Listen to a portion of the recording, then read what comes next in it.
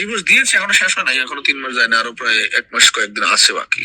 ও বসে বাকি লেনদেনের ব্যাপারে কথা বলে শেষ করবো না, আমরা আশা করি এমিকেবল সেটেলমেন্টের মাধ্যমে শেষ করে ফেলবো। আমার বাচ্চা যদি সে অন্য জায়গায় বিয়ে শাদী ভবিষ্যতে করে, আমি বাচ্চা নিয়ে আসবো আমার কাছে, তখন আইনগত ভাবে এতে কিছু না। আসলে একটু লং টাইম যাবত আমাদের দুইজনের একটু মতের অমিল হচ্ছিল, এবং সেটার মানে ঠিকই হয়নি। মানসিক ভাবে দুজন দুই দিকে দুই রকম চিন্তা করতেছিলাম আর কি।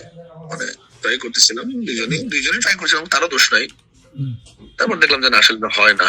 একসাথে চলতে গেলে জীবনে তো মানসিকতা রেখে থাকতে হয় না, ওই জায়গাটা একটু দুর্বলতা দুইজনেরই তৈরি হয়েছে। লং টাইম যাবো ট্রাই করতেছিলাম এখানে। তবে তবে তবে হচ্ছে আপনার মানে তার প্রতি আমার কোনো প্রকার নাই, পার্সোনাল কোনো গ্রাজ নাই। পূর্ণ সম্মান এবং মর্যাদা, আস্থা জায়গাটা আছে, সারা জীবন থাকবে। আচ্ছা আচ্ছা, এখন কি ডিভোর্স কি চূড়ান্ত হয়ে গেছে? ডিভোর্স দিয়েছে, এখনো শেষ হয় নাই, এখনো 3 মাস যায় না, আরো প্রায় 1 মাস কয়েকদিন আছে বাকি। এক্সট্রিম মশার কয়েল প্ল্যান্ট ফাইবার দিয়ে তৈরি, তাই সহজে ভাঙে না, সুগন্ধিযুক্ত ও নিরবিচ্ছিন্নভাবে জ্বলে। ডেঙ্গু, চিকুনগুনিয়া বাহি সহ যে কোনো মশার বিরুদ্ধে দেয় এক্সট্রিম সুরক্ষা। ও আচ্ছা আচ্ছা আচ্ছা, 3 বছর ব্যাপার তো। ও এটা কি আপনার তরফ থেকে আগে করেছেন নাকি সালমাপুর থেকে? না না, আমার তরফ থেকে আমি দিয়েছি। সালমাপুর এটার জন্য কোনো করে নাই যে না গিয়ে মিউচুয়ালি আবার আপনাদের মধ্যেই হন মীমাংসা? না, তারা সেও বুঝছে, আমার মনে হয় সেও বুঝছে, আমার ধারণা সেও বুঝছে যে এটা আসলে এটা আসলে হবে না। সে বুঝছে, আমার ধারণা সে বুঝছে। যার জন্য মানে আপনি বলার পরে সে ওইটাই আপনার সাথে সহমত ছিল, তাই তো? আমি এটা এখনো বলতে পারবো না, এটা তো সে এখনো কোনো স্টেটমেন্ট দেয় নাই। ও আচ্ছা, আমার ধারণা সহমত থাকার কথা এখন পর্যন্ত, যেহেতু আরো টাইম আসবে এখন পর্যন্ত। সে হয়তো সে কিভাবে থিঙ্ক করছে তাও তো বলতে পারতেছে না।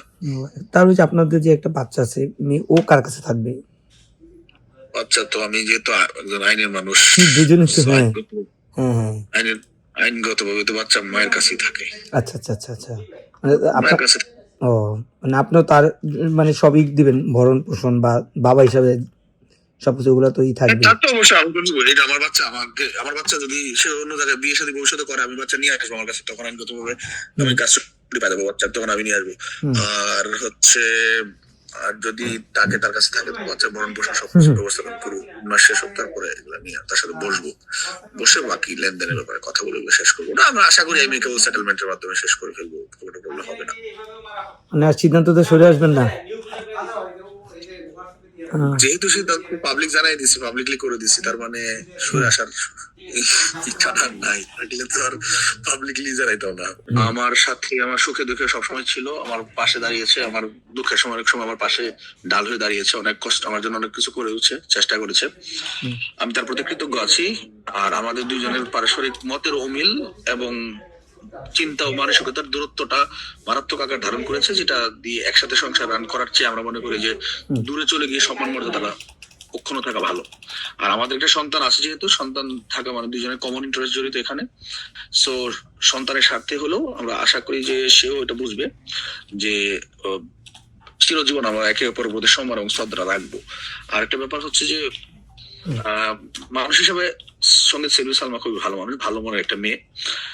তবে আল্লাহ পাক তো আসলে সবাইকে সবসময় সবকিছু এক রকম ভাবে তৈরি করে না যে সবার মানসিকতা মিলবে, এবং সেই মানসিক দূরত্ব হতেই পারে, এবং সেটা মারাত্মক আকার ধারণ করেছিল দুইজনের। অনেকদিন যাবত আমরা চেষ্টা করেছিলাম, প্রায় মানে মানসিক দূরত্ব ছিল এবং দীর্ঘদিন ছিল, মাঝখানে আমরা বেশ কিছুদিন সেপারেশনও ছিলাম। তারপরে যখন দেখলাম যে না, বিষয়টা আসলে ঠিক হওয়ার মতো না, তখন পরে হয়েছে যে আসলে আমরা দূরে গিয়ে দুজনকে সম্মান করি, ওটাই বেটার হবে। সর্বোপরি আমি সালমার প্রতি কৃতজ্ঞ, সে একটা ভালো মেয়ে, ডেফিনেটলি কোনো ইয়ে না আমার তার প্রতি কোনো প্রকার পার্সোনাল গ্রাজ বা কষ্ট দুঃখ এগুলো নাই।